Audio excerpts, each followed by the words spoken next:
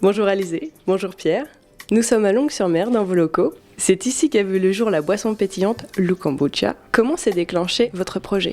Bonjour Axel, on a passé 8 mois au Canada. On est rentré parce que Alizé est tombée enceinte en fait. Et on s'est dit que quitte à rentrer en France, il fallait qu'on ait un projet à entreprendre. Très vite le kombucha est venu à nous parce qu'on a découvert ça là-bas. Et en rentrant en France, on ne retrouvait pas les mêmes saveurs dans les boissons qu'on nous proposait dans le commerce. Donc on a commencé à le produire nous-mêmes maison, artisanalement. Et on a fait goûter à notre famille et il y a un petit engouement qu'a pris. On s'est dit pourquoi pas partir là-dessus comme projet. On a fait un petit questionnaire qu'on a diffusé sur où trouver quoi à quand, qui a été largement partagé. Et puis là après c'est parti, on a monté la société, on a trouvé notre local, on l'a aménagé, on a commencé à produire et puis là on commence tout juste à commercialiser. Pourquoi avoir choisi de vous implanter en Normandie ? J'ai dit tout à l'heure, on est rentré parce qu'Alizé est tombée enceinte, donc c'était aussi le choix du cœur de retourner vers la famille. Quand on a eu l'idée du kombucha, on a aussi sondé où les gens produisaient. Et on s'est vite rendu compte qu'il n'y avait personne en Normandie, personne qui faisait ça à grande échelle. On a sondé la population normande qui avait l'air OK pour ça. C'était aussi la facilité d'être chez nous, mais on était content de le lancer à un endroit où il n'y avait personne. C'était plus facile déjà pour commercialiser. Et puis comme on est normand de base, c'était l'idéal. D'où vient le nom Lou Kombucha ? Lou, c'est le prénom de notre petit garçon qui est né en même temps que la société en 2018. Le loup aussi, c'est un animal qu'on aime bien, un peu un animal totem. On appelle nos abonnés la meute sur Instagram ou Facebook. C'est un petit jeu de mots qu'on aime bien. Y a-t-il une histoire particulière par rapport à cette boisson ?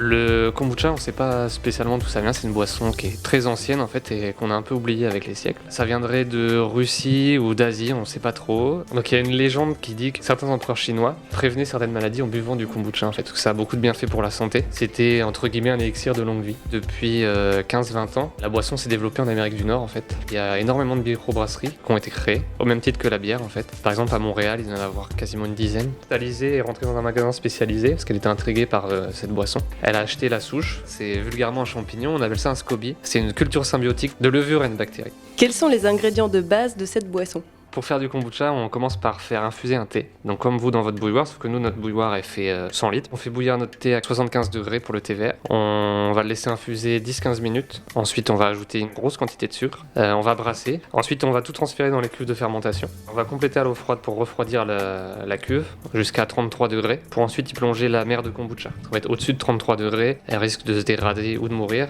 Et ça va fermenter comme ça 15 à 30 jours en fonction des températures. Et en fait, le rôle de la mer de kombucha, elle va transformer tout le sucre qu'on a ajouté en alcool et dans une deuxième étape en acide acétique. Donc à la fin, il n'y a plus du tout de sucre dans la boisson et un très faible degré d'alcool. C'est pas du tout une boisson alcoolisée. Au bout de 30 jours, le kombucha nature de base est prêt. Donc on va transférer la boisson dans des fûts et on va ajouter des jus pressés qu'Alizé fait elle-même avec l'extracteur de jus. Ça va refermenter 4 à 5 jours. On va mettre en bouteille et on va étiqueter et puis mettre en carton. Puis c'est prêt. Quelles sont les propriétés de cette boisson ?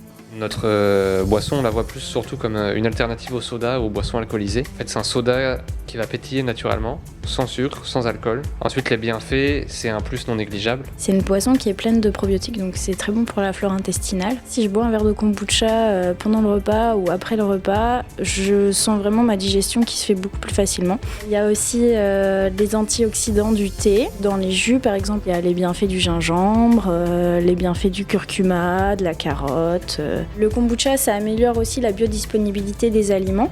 La fermentation, ça prédigère tous les nutriments et on va mieux les assimiler dans notre organisme. Parlez-nous du temps de conservation. Donc la conservation se fait au frais, on les garde pendant 1 an. Une fois ouvert, c'est 1 à 3 jours. Comme c'est des bulles naturelles, en fait, ça se perd quand même assez vite. Quels sont les différents parfums de Lou Kombucha ? On a un format en 500 ml et en 300. On a le numéro 1, donc c'est le nature, c'est que du thé fermenté avec une deuxième fermentation en bouteille. Après, on a le citron vert menthe gingembre, ça c'est le premier qu'on a créé, donc c'est le numéro 2. Le carotte, citron, curcuma, donc le numéro 3. On va en avoir un qui va sortir bientôt. Chai, hibiscus et les épices chai, c'est nous qui les faisons, donc on les fait infuser à froid dans les cuves avec de la cannelle, de la cardamone, de la badiane, des clous de girofle et du poivre. Et en deuxième fermentation, on ajoute l'hibiscus.